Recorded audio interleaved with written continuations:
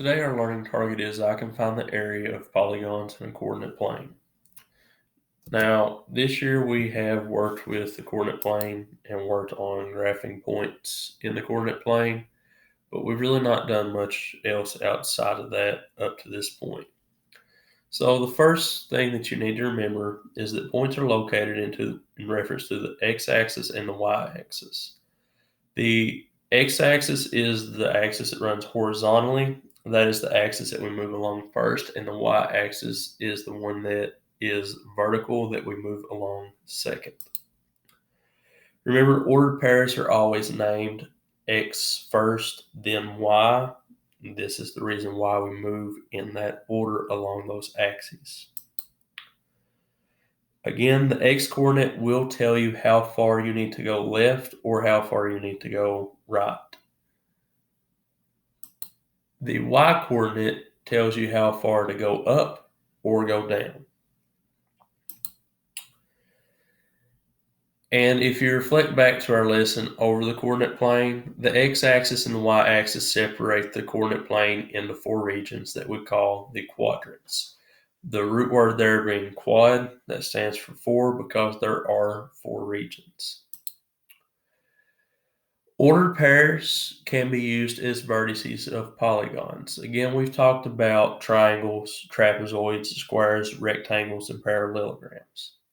We also talked about how those corners of those shapes are called the vertices of those shapes.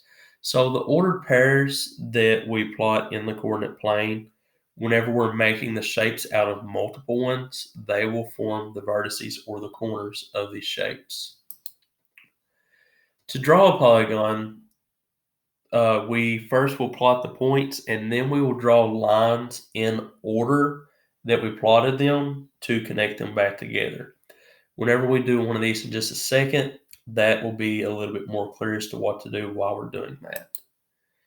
And again, like I just said, be sure that you're connecting these points in the order that they're given.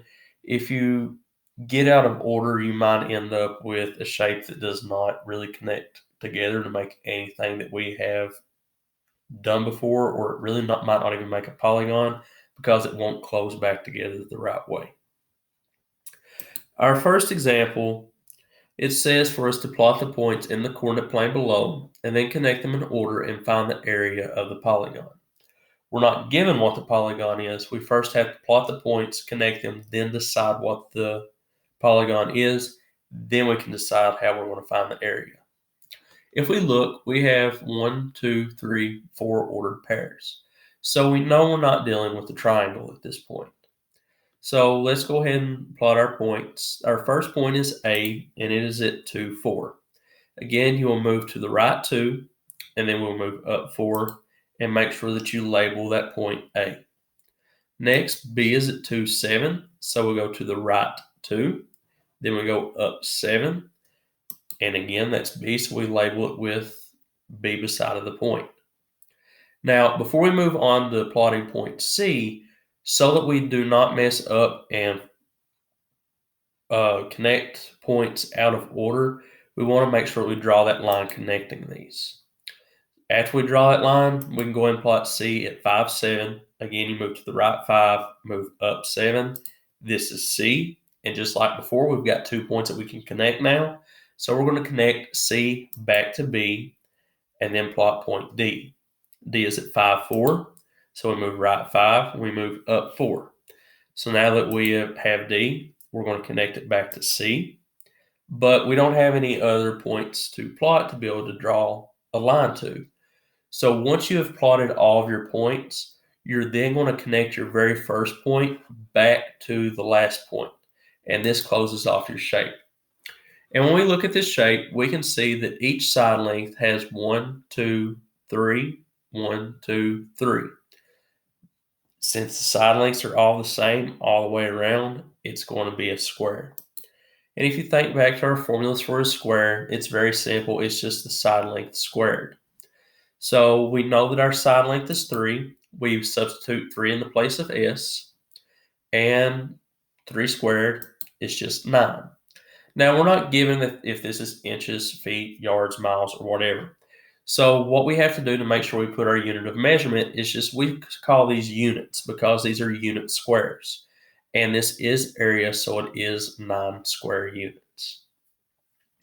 Our second example is going to deal with all 4 quadrants. Again, it's telling us to plot the points, connect them, find the area of the shape. A is at -3, 4, so we go back to -3, and we go up 4. B is at 3, 4, so we go right 3, we go up 4. We're going to label those and then connect those together with a line. C is at 6, -5, so we go to the right 6, and since it's -5, we go down 5, and we have our point here that is C with our line connecting those two back.